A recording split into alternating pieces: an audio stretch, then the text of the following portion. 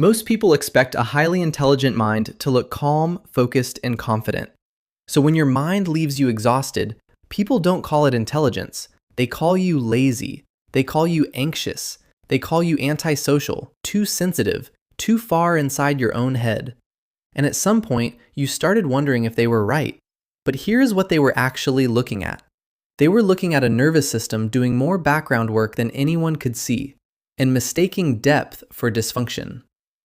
There is a specific kind of exhaustion that comes with a mind like yours, not the kind that sleep fixes, the kind that builds quietly, year after year, because no one around you ever named it correctly. You just assumed you were overcomplicating everything. But psychology has a different term for it. Psychologist Kazimierz Dabrowski spent decades studying highly gifted individuals and found one pattern almost everywhere he looked. He called part of it overexcitability, especially intellectual, emotional, and imaginational intensity running at once. A nervous system that doesn't filter stimulation the way average systems do. It processes more, connects more, and carries more of the world simultaneously. Not as a choice, as a baseline. What that looks like from the inside, most people will never understand, but you might recognize every single one of these.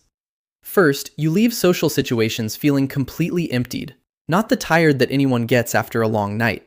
Emptied, the kind that takes a full day of silence to even begin recovering from. People read this as antisocial. They say you don't like people, that something about you prefers walls. But what's happening has nothing to do with liking or disliking anyone.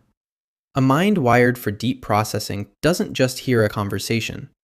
It tracks the subtext, reads the emotional shifts, monitors who changed tone and when and why. Every social environment becomes a data collection exercise running in the background without pause or permission. Research from the London School of Economics found that highly intelligent individuals reported significantly lower life satisfaction from frequent social interaction. Not from disliking people, from the hidden cost of processing them at this depth. You are not antisocial. You are paying a toll that most people around you don't even know exists.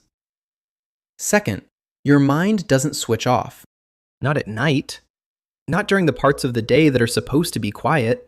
You lie in the dark, staring at the ceiling, and your brain is already somewhere else. Replaying a conversation from 3 days ago, building a theory no one asked for, running a scenario forward just to see how it ends. The ceiling becomes a whiteboard, and you fill it while everyone else in the building is asleep. Dabrowski called this intellectual overexcitability, a neurological drive to think that has no natural off switch.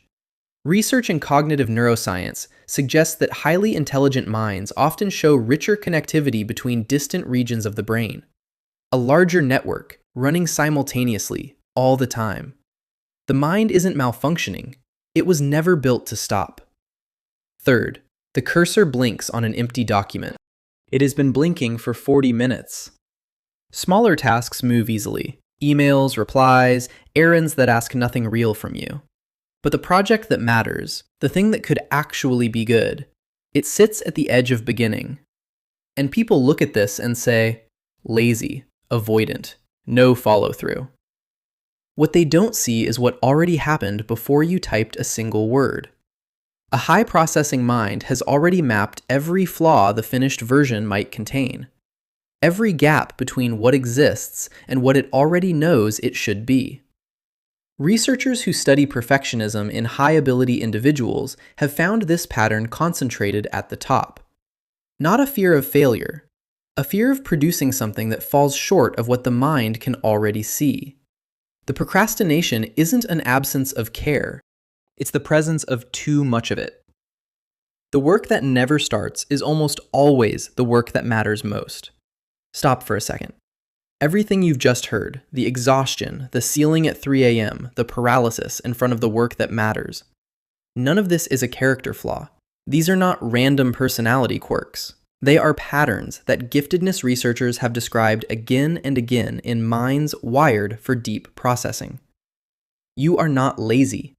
You are not anxious. You are not antisocial. You are carrying a nervous system that was never built for shallow. And that is not a flaw. That is a real difference in how attention, sensitivity, and processing actually work. Fourth, you are sitting at a dinner table with people who love you. They are laughing about something that happened at work, and you are smiling. But somewhere behind your eyes, you are completely alone. Not loneliness from being ignored, loneliness from being in a room full of people and still not being met. Psychologist Lita Hollingworth, who spent years studying the inner lives of gifted individuals, described this as a form of intellectual isolation, a mind that cannot find sufficient depth in its immediate environment. It isn't that the people in your life aren't good people. It's that most conversations aren't built to go where your mind naturally goes. So you follow part of the way, then hold the rest back, and a large portion of who you actually are never enters the room at all. Fifth, you doubt yourself in ways the people around you would find hard to believe. Not performatively, genuinely, quietly, and almost constantly. You can hold a complex idea, see angles others miss, and still walk away wondering if you got it wrong. But this connects directly to how deep processing works. The Dunning-Kruger effect shows that lower competence often produces overconfidence, because the person can't see the complexity that exists in a domain. At the high end, it runs in the opposite direction. The deeper your understanding, the more clearly you see how much remains uncertain. Intelligence doesn't produce certainty. It produces a more precise map of everything still unknown. Researchers in gifted psychology have consistently observed the same pattern. Highly intelligent individuals hold their own work to a standard they would never apply to anyone else. The doubt isn't a sign of lesser intelligence. It is one of the most reliable signatures of a mind that sees further than most. The person who needs silence after a night out looks antisocial. The one whose mind runs at 3 a.m. looks anxious. The one who can't start the work that matters looks lazy. The one who can't find the conversation they need looks difficult. The one who questions everything looks uncertain. But maybe what looks like a collection of quiet difficulties is something else entirely.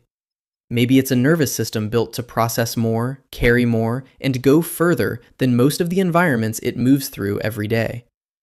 You still lie in the dark sometimes. The ceiling still fills up. But now you know what it means. It doesn't mean something is wrong with you. It means your mind was never designed to run at half capacity. And that is not something to fix.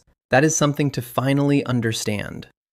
If you are still here, your attention already works differently from most people watching right now. Share this with someone whose mind never stops. They will know exactly what you mean. And if your mind has always felt too loud for ordinary explanations, stay close. This channel was built for patterns exactly like yours.